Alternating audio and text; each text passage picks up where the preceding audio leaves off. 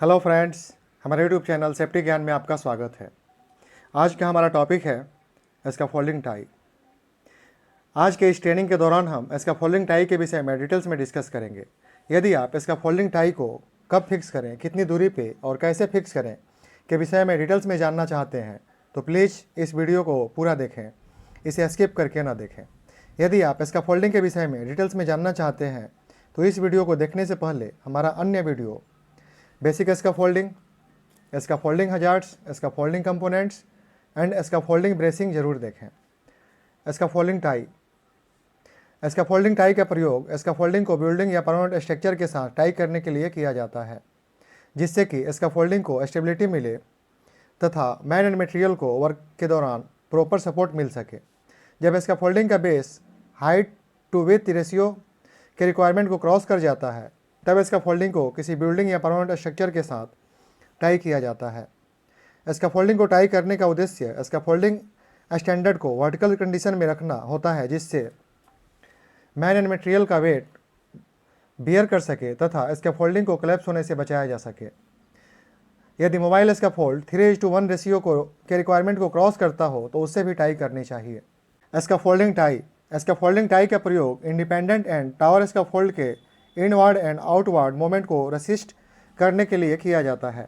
Scaffolding tie का load bearing capacity minimum 6.25 kN होना चाहिए। Scaffolding tie normally horizontally 6 metre and vertically every second lift पे fix किया जाता है। Height to weight ratio. अब हम यहाँ हाइट टू विड्थ रेशियो के रिक्वायरमेंट के विषय में डिस्कस करेंगे। यदि स्कैफोल्डिंग इनसाइड बिल्डिंग हो तो स्कैफोल्डिंग का हाइट उसके बेस के विड्थ का 4 टाइम्स होना चाहिए। यानी बेस का विड्थ 5 मीटर है तो वह स्कैफोल्डिंग 20 मीटर हाइट तक बिना किसी टाई के इरेक्ट हो सकता है। यदि इस स्कैफोल्डिंग का हाइट 20 मीटर से ज़्यादा है तो हमें उस स्कैफोल्डिंग को टाई करनी चाहिए।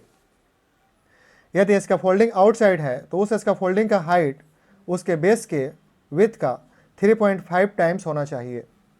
मोबाइल स्कैफोल्डिंग का हाइट उसके बेस के विड्थ का 3 टाइम्स होना चाहिए। Spacing of tie. अभी तक हमने हाइट टू विड्थ रेशियो के विषय में डिस्कस किया। यदि हाइट टू विड्थ रेशियो का रिक्वायरमेंट क्रॉस होता है तो हमें स्कैफोल्डिंग को टाई करनी चाहिए। लेकिन अब यहाँ ये सवाल आता है कि स्कैफोल्डिंग टाई का tie to tie vertical distance यानी दो टाई के बीच वर्टिकली कितना डिस्टेंस होना चाहिए और tie to tie horizontal distance यानी दो टाई के बीच हॉरिजॉन्टली कितना डिस्टेंस होना चाहिए। अब हम यहाँ स्पेसिंग ऑफ टाई के विषय में एज पर IS 36961 1987 के गाइडलाइन के अनुसार डिटेल्स में डिस्कस करेंगे तथा टाई स्पेसिंग का क्या क्या क्राइटेरिया है उसके विषय में जानेंगे। Height of scaffolding up to 6 metre. यदि स्कैफोल्डिंग का हाइट 6 मीटर है तो ग्राउंड से 6 मीटर तक एवरी 5th स्टैंडर्ड या 10 मीटर पे हॉरिजॉन्टली टाई को फिक्स करेंगे। यानी 6 मीटर हाइट के स्कैफोल्डिंग के लिए हॉरिजॉन्टली दो टाई के बीच में 5 स्टैंडर्ड या 10 मीटर का डिस्टेंस होना चाहिए और वर्टिकली दो टाई के बीच में 4 मीटर का डिस्टेंस होना चाहिए। Height of scaffolding up to 12 metre. यदि स्कैफोल्डिंग का हाइट अप टू 12 मीटर है तो ग्राउंड से 6 मीटर तक एवरी 4th स्टैंडर्ड या 8 मीटर पे टाई को हॉरिजॉन्टली फिक्स करनी चाहिए और 6 मीटर से 12 मीटर हाइट तक एवरी 5th स्टैंडर्ड या 10 मीटर पे हॉरिजॉन्टली टाई को फिक्स करना चाहिए तथा 4 मीटर डिस्टेंस पे वर्टिकली टाई को फिक्स करना चाहिए। Height of scaffolding up to 18 metre. यदि स्कैफोल्डिंग का हाइट अप टू 18 मीटर हो तो ग्राउंड से 6 मीटर हाइट तक एवरी 3rd स्टैंडर्ड या 6 मीटर पे टाई को हॉरिजॉन्टली फिक्स करना चाहिए और 6 मीटर से 12 मीटर हाइट तक एवरी 4th स्टैंडर्ड या 8 मीटर पे टाई को हॉरिजॉन्टली फिक्स करना चाहिए और 12 मीटर से 18 मीटर हाइट तक एवरी 5th स्टैंडर्ड या 10 मीटर पे टाई को हॉरिजॉन्टली फिक्स करना चाहिए तथा वर्टिकली 4 मीटर पे टाई को फिक्स करनी चाहिए। Type of scaffold tie. अब हम यहाँ स्कैफोल्डिंग टाई के विषय में डिस्कस करेंगे। जिस प्रकार स्कैफोल्डिंग कई प्रकार के होते हैं उसी प्रकार स्कैफोल्डिंग टाई भी कई प्रकार के होते हैं। Through tie, box tie, lip tie, beam tie, raker, buttresses, anchor bolt, guy wire, return corners, रिवल टाई। थ्रू टाई किसी ओपनिंग के थ्रू, जैसे कि डोरवे या विंडोज के थ्रू बिल्डिंग के अंदर वॉल या विंडो पे फिक्स किया जाता है। Box tie pipe and tube का असेंबली होता है जो स्क्वायर शेप में कॉलम्स, स्ट्रक्चर या बिल्डिंग में फिक्स होता है, जो स्कैफोल्डिंग के इनवर्ड एंड आउटवर्ड मूवमेंट को कंट्रोल करता है। आप यहाँ बॉक्स टाई के एग्जाम्पल देख सकते हैं। लिप टाई, जहाँ बॉक्स टाई फिक्स करना पॉसिबल नहीं होता है वहाँ लिप टाई को फिक्स किया जाता है। Lip tie tube and coupler का एल शेप अरेंजमेंट होता है जिसका प्रयोग स्कैफोल्डिंग को बिल्डिंग या स्ट्रक्चर के साथ हुक करने के लिए किया जाता है।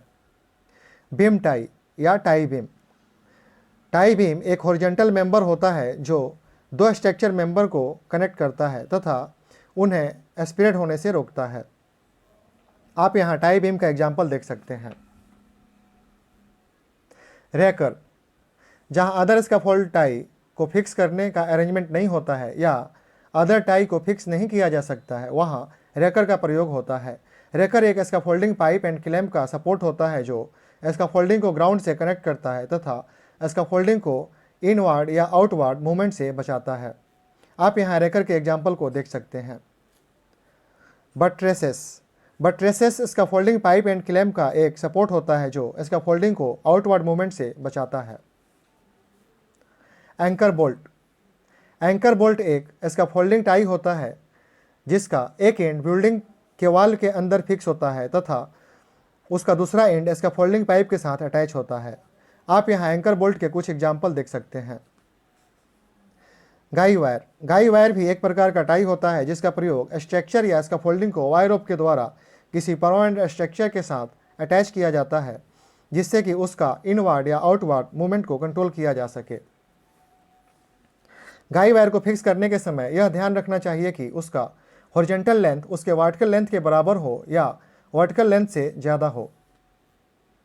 रिटर्न कॉर्नर्स, जब हम स्कैफोल्डिंग का इरेक्शन कंटिन्यू किसी बिल्डिंग या स्ट्रक्चर के कम से कम 2 साइड या 3 साइड पे या चारों साइड कर देते हैं तो उसे रिटर्न कॉर्नर के नाम से जाना जाता है। आप यहाँ इसके कुछ एग्जाम्पल देख सकते हैं।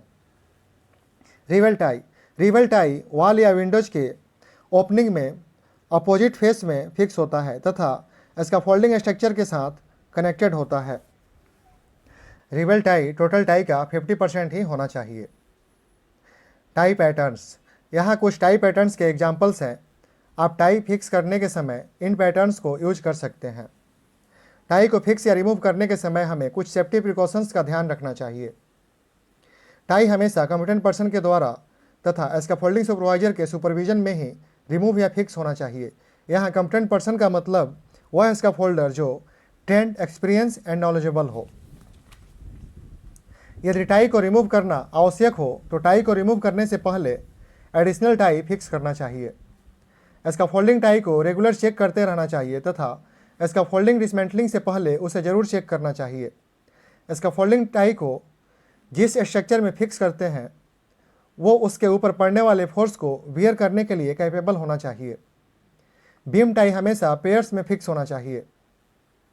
हमेशा याद रखें, scaffolding tie only competent person के द्वारा फिक्स या रिमूव किया जाना चाहिए जिसको उसके खतरा या कैपेबिलिटी के विषय में सही जानकारी हो। उम्मीद करता हूं कि ये वीडियो आपको पसंद आया होगा। यदि ये वीडियो आपको पसंद आया हो तो हमारे आने वाले वीडियो का नोटिफिकेशन पाने के लिए हमारे चैनल को सब्सक्राइब करें, लाइक करें, बेल आइकन को दबाएं, कमेंट करें। यदि आपको सेफ्टी से रिलेटेड किसी अन्य टॉपिक पे जानकारी चाहिए तो वो भी कमेंट में लिखें, हम आपके लिए उस टॉपिक पे वीडियो बनाएंगे। प्लीज़ इस वीडियो को शेयर करना ना भूलें। Thank you for watching and your support.